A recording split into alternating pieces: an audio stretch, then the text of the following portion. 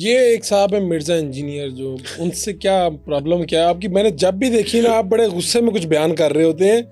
یعنی اگر آپ دیکھیں نا، مرزا صاحب جو ہیں ان کا بھی ایجنڈا تو اسلام ہی ہے، آپ کا بھی یہی ہے. جو بندہ بنیادی طور کے اوپر اسلام کی تبلیغ کرتا ہے، اس کا ایجنڈا، اس کے نظریات تو اسلام کی پرموشن ایسے ہی ہے نا، آپ کا بھی یہی ہے. بے شک. جو ہمیں سب آپ دونوں کا یہی نظر آ رہا ہے. تو پھر جب آپ لوگ ایک دوسرے کے بارے میں اتنی اونچی آواز میں اتنی شدت کے ساتھ جب یہ باتیں کرتے ہیں، تو آپ کو لگتا ہے کہ اس سے کوئی دین کا فائدہ ہوتا ہے؟ اچھا، میرا تو یہ خیال ہے، میری رائے ہے، غلط ہو سکتی بالکل درست بات. کہ اس سے آپ تو کی سوال نقصان تو ہوتا کرنا ہے. چاہیے، سوال تو آ سکتا ہے ذہن میں. جو لوگ آپ لوگوں کی باتیں سن کے قریب آ رہے تھے، وہ کہتے ہیں یار اگر اسلام کا یہ چہرہ ہے کہ جس شدت سے یہ آپس میں بات کر رہے ہیں، بھائی اختلافات ہو سکتے ہیں، تو مجھے بتائیں اس سے فائدہ ہو رہا ہے یا نقصان زیادہ ہو رہا ہے؟ اچھا، اب فاروق بھائی آپ نے اس بات کو سمجھنا ہے. جو بات آپ نے مقدمہ باندھا ہے کتنا خوبصورت ہے. میرا کوئی اس کا شخصی اختلاف ہے، یا میری کوئی اس کی جائیداد کا جھگڑا ہے، یا میری اس کی کوئی وراثت کی لڑائی ہے. میرے اس کے نظریات کا اختلاف ہے. نظریات کا اختلاف آپ ڈنکے کی چوٹ پہ کر سکتے ہیں. مثلا میرا سب سے پہلا جو اس کے ساتھ اختلاف ہے، وہ چونکہ ہم دباچہ بھی باندھ چکے ہیں، ہمارا انٹرویو شروع ہی اس بات پہ ہوا. جو اصحاب رسول ہیں، رسول اللہ صلی اللہ علیہ وسلم کے ساتھی، اہل سنت کا یہ اجماعی عقیدہ ہے کہ یہ معصوم عن الخطا نہیں تھے، غلطی سے پاک نہیں تھے، لیکن مغفور عن الخطا تھے کہ ان کی غلطیاں رب نے معاف کر دی تھی.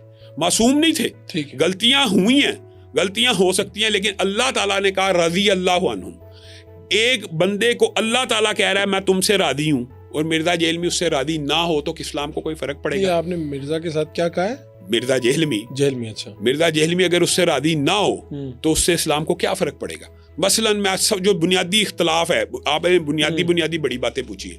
پہلا اختلاف یہ ہے کہ ہم اہل سنت کا یہ اجماعی عقیدہ ہے، کوئی بھی اہل سنت کا شخص کسی صحابی کو اگر بے ایمان کے یا معاذ اللہ جہنمی کے یا ان کو گمراہ کہے، اس کا اہل سنت سے تعلق نہیں. تو مرزا جہلمی صاحب برملا ایک حدیث ہے 28/12 بخاری شریف کی، اس کی تشریح کے اندر وہ حدیث یہ ہے کہ عمار کو ایک باغی گروہ قتل کرے گا جو عمار کو جہنم کی طرف بلاتا ہوگا، اور عمار انہیں جنت کی طرف بلاتے ہوں گے.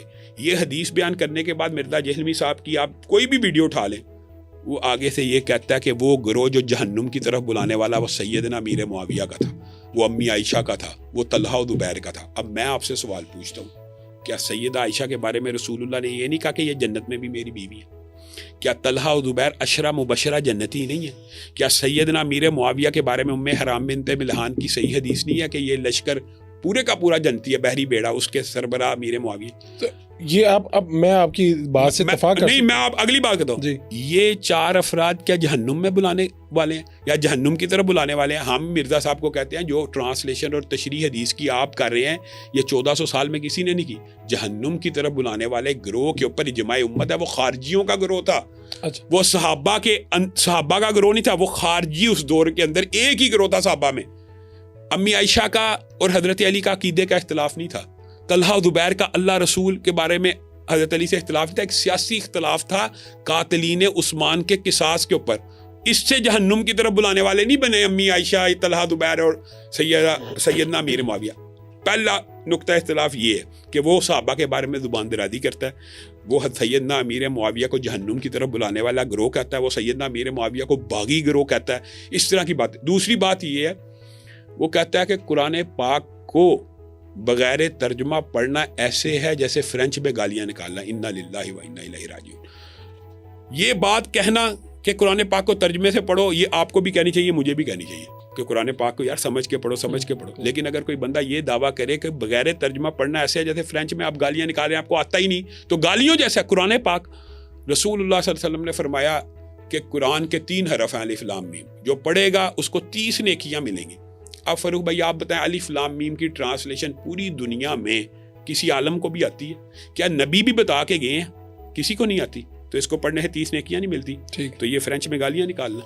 پھر اس نے کہا کہ رسول اللہ صلی اللہ علیہ وسلم کو معاذ اللہ یہودی کہتے تھے، یہ کل کا چھوکرا. دنیا کی تاریخ کی کتب اٹھا لیجئے، کسی یہودی نے رسول اللہ کو چھوکرا نہیں کہا. اس سے بھی برے الفاظ کہے ہوں گے، لیکن یہ لفظ نہیں کہی. اس نے من گڑت اور اس ضد پہ اڑ گیا. میرا اول ابتدائی اختلاف تو میں نے اس کو یہی کہا نا، آپ یہ واپس لیں. وہ کہتا چھوکرا گالی نہیں. اور چھوکرا ایک نارمل ہے. تو پھر میں نے اس کو کہا آپ نے ایک مولوی کے بارے میں کہا تھا کہ فلاں مولوی مجھے چھوکرا کہتا ہے, مجھے گالیاں دے رہا ہے, یہ چھوکرا بد زبانی. آپ اپنی اس بات سے رجوع کر لیں, کوئی غلطی سے نکل گئی. پھر کہتا ہے فلاں تے شاہی کوئی نہیں, فلاں تے شاہی کوئی نہیں. کہتا حضرت حسن کی نا اس حدیث کا, آپ کو حیران رہ جائیں گے, حضرت حسن کی میں نے حدیث کا حوالہ دیا کہ سیدنا امیر معاویہ کے ساتھ سیدنا حسن نے جب صلح کی تو ان کے نانا نے ایک حدیث کہی تھی کہ یہ میرا بیٹا سردار ہے حسن, یہ مسلمانوں کے 2 عظیم گروہوں میں صلح کروائے گا. دونوں گروہوں کو مسلمان کا جہنم کی طرف بلانے والا نہیں کہا, مسلمانوں کے 2 عظیم الشان گروہوں میں صلح کروائے گا. میں کہا حضرت حسن کو اس حدیث کا نہیں تھا پتا, یہ جو فیہ باغیہ کی آپ کہتے ہیں جہنم کی طرف, تو اگر جہنم کی طرف بلانے والے تھے حضرت حسن نے ان سے صلح کیوں کی؟ آگے سے کہتا ہے, اور یہ آن دی ریکارڈ آپ چیک کر لینا, میں ذمہ داری سے کہہ رہا ہوں, کہتا ہے رسول اللہ دی حدیث دے کہ حسن تے شاہی کوئی نہیں. اب یہ دیکھیں یار, پھر کہتا ہے نبی تے شاہی کوئی نہیں, انبیاء تے شاہی کوئی نہیں. یہ آپ نے اختلافات بیان کیے نا, یہ اختلافی, جب یہ صرف یہ اختلاف, یہ بات جب شروع ہوئی تو آپ لوگوں نے کوشش کی کہ کہیں پہ بیٹھ کے اس کو کیا جائے بجائے پبلکلی؟ بہت زیادہ کوشش کی. کیسے کوشش؟ میں نے تو اس کے جو نمائندے آتے رہے ہیں ان کو سمجھانے کی کوشش کی کہ اس بات کے اوپر رجوع کرے اس بات, لیکن وہ آپ آمنے سامنے کبھی ملے ہیں؟ لیکن اس نے چیلنج کرنا شروع کر دیا کہ سامنے بیٹھو. میں کہا آ جاؤ, پھر 10 لاکھ روپیہ دیتا ہوں, کوئی دنیا کا بندہ. مناظرے کا چیلنج, ہاں اس نے ابتدا کی. یہ بھی بات حیران کن ہے, لوگ سمجھتے ہیں, لوگ یہ سمجھتے ہیں کہ میں نے کیا. میں نے کہا مفتی تیق الرحمان علوی صاحب میری جماعت کے نائب ناظم ابو یحییٰ نور پوری صاحب آپ کے ساتھ بیٹھ جاتے ہیں, مناظرہ کر لیں اگر آپ کو مناظرہ کرنا ہے. کہتا ہے لکھوا کے لے آؤ. میں کہا وہ بھی لکھوا لیتے ہیں.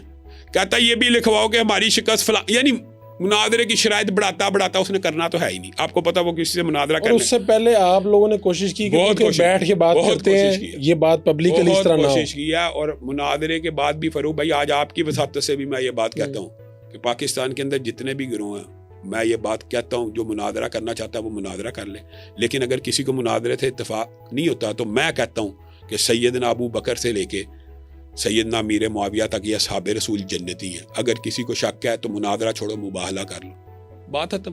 اور یہ یعنی یہ اہل سنت کا اجماعی عقیدہ ہے. دیکھیں مجھے اختلاف یہی اپنے آپ کو اہل سنت کہتا ہے نا, مرزا صاحب اپنے آپ کو شیعہ تو نہیں نا کہتے, اہل سنت کا نمائندہ کہتے ہیں. تو اہل سنت کا اجماعی کہتا ہے کہ وہ صحابہ کی عزت احترام کرتے ہیں اور ان کو برا بھلا نہیں کہتے. آپ پھر اس چادر کو اتار دیں, آپ کھل کے سامنے آئیں, آپ ہر وہ بات کرتے ہیں جو اہل تشیع کے اندر موجود ہے, تو آپ وہ تقیے کی چادر اتار دیں اور آپ کھل کے سامنے آ جائیں. میرا اور اس کے ساتھ کیا جائیداد کا جھگڑا ہونا ہے, آپ ان کو ہمارے سامنے بٹھا دیں, آپ منصف بن جائیں کہ دلائل کی روشنی میں میں آپ کو کہتا ہوں, آپ بتائیں. مولویوں کے درمیان میں نہیں بن سکتا منصف. مولویوں کا ریفری بننا مشکل ہے, بہت مشکل ہے. خیر آگے بڑھتے ہیں. بھائی یہ صرف اختلاف ہے بنیادی نوعیت کی. مجھے تو اس بات سے دکھ ہوتا ہے, یعنی میں آپ سے اور ان سے بالکل میں کہتا ہوں لوگ دین پسند اس بات کو مائنڈ کرتے ہیں کہ یار یہ مولوی, اچھا یہ بات بھی مولویوں کو بھی سمجھنی چاہیے کہ مولویوں کا جو لڑائی جھگڑا ہوتا ہے اس سے لوگ خوش ہوتے ہیں, لڑتے رہتے ہیں, انہاں نوں لڑن دیو, اور ان کا مقدمہ تو سٹرونگ ہو جاتا ہے. وہ کہتے ہیں میں کہتا ہوں یہ مقدمہ ہے ہی اس بنیاد کے اوپر سٹرونگ کہ انہاں نوں نہ لے آئیو اقتدار وچ, کیونکہ یہ لڑتے ہیں.